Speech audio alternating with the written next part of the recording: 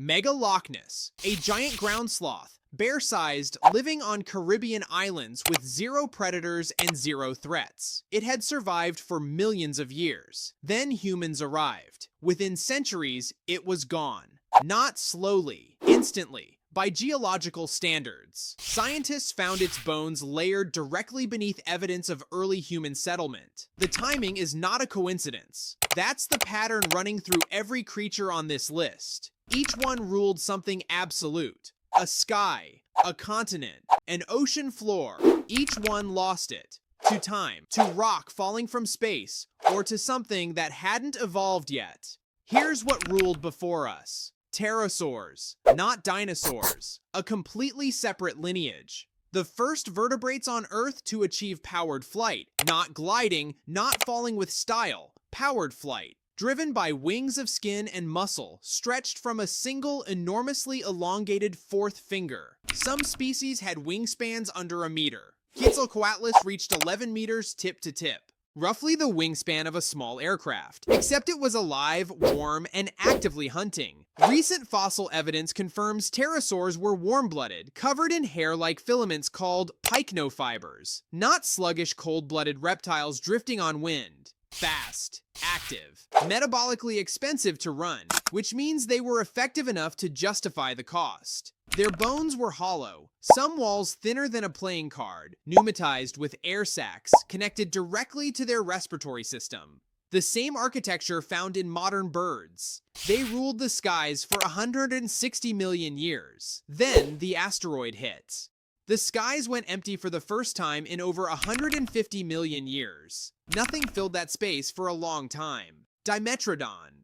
Most people place this one alongside dinosaurs. It predates them by 40 million years. Dimetrodon lived during the Permian, 295 to 272 million years ago. 4 sprawling limbs. A massive dorsal sail rising from elongated vertebral spines, some reaching 90 centimeters. Whether that sail regulated temperature, signaled to rivals, or both, still genuinely unresolved. Here's the detail that reframes everything. Dimetrodon was a synapsid, not a reptile in the modern sense. Synapsids are the lineage that eventually produced every mammal alive today, including humans. It had differentiated teeth, incisors, canines, shearing molars, a feature no true reptile possesses. Its mouth was structurally closer to yours than to any lizard currently alive. The apex predator of its era had a mouth like a mammal 290 million years before mammals existed. The Permian extinction erased 96% of marine species and 70% of land vertebrates. Dimetrodon didn't survive it. Its lineage did. That lineage eventually became everything with fur. Iguanodon, named in 1825, before the word dinosaur had been invented. One of the first 2 dinosaurs ever formally described by science, identified from teeth alone before a complete skeleton was found. 10 meters long, 3 tons, capable of moving on 2 legs at speed or dropping to all 4 for sustained travel.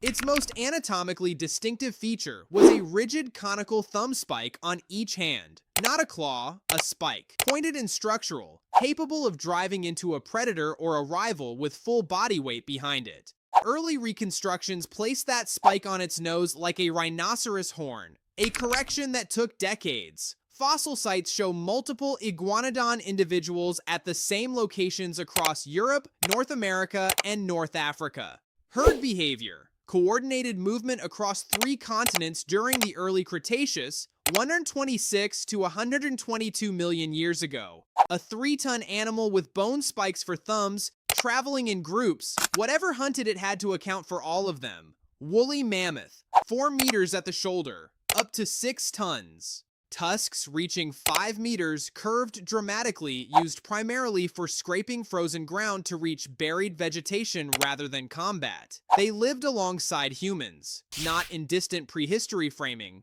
Recently, the last isolated mammoth population survived on Wrangel Island in the Arctic until approximately 1650 BCE. after Stonehenge was completed, after the pyramids at Giza were already ancient. Mammoths existed during recorded human civilization, and almost nobody frames it that way. Permafrost specimens recovered from Siberia still contain intact muscle tissue, stomach contents, and preserved blood. The animal is not fully gone from the physical record, just from the living one.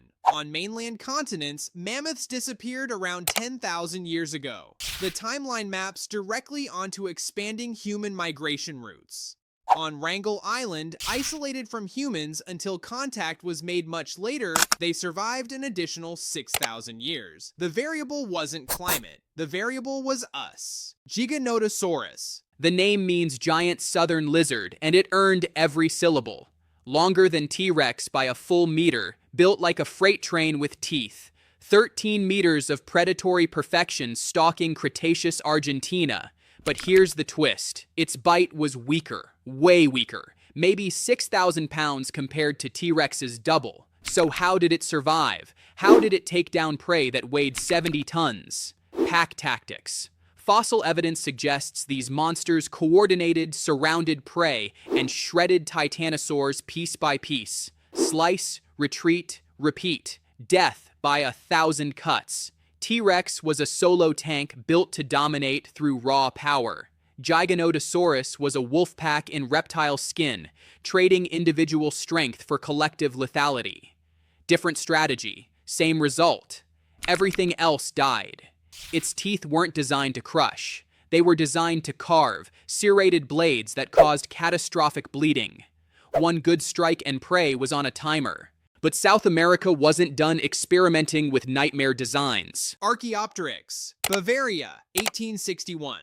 2 years after Darwin published On the Origin of Species, researchers recognized immediately what the fossil represented. Archaeopteryx lived 150 million years ago in the late Jurassic. It had fully formed asymmetrical flight feathers, the same structural design as modern bird feathers, not proto-feathers, not filaments. It also had teeth, 3 clawed fingers embedded within each wing, and a long bony tail made of individual vertebrae. No living bird retains any of those features. Wingspan approximately 50 centimeters. CT scans of its preserved skull cavity reveal enlarged regions associated with vision processing and spatial balance. Neurological architecture consistent with active flight rather than simple gliding. Whether it was a strong sustained flyer or primarily moved through trees and launched downward is still unresolved after 160 years of analysis. Every bird alive today traces its lineage through something that looked exactly like this.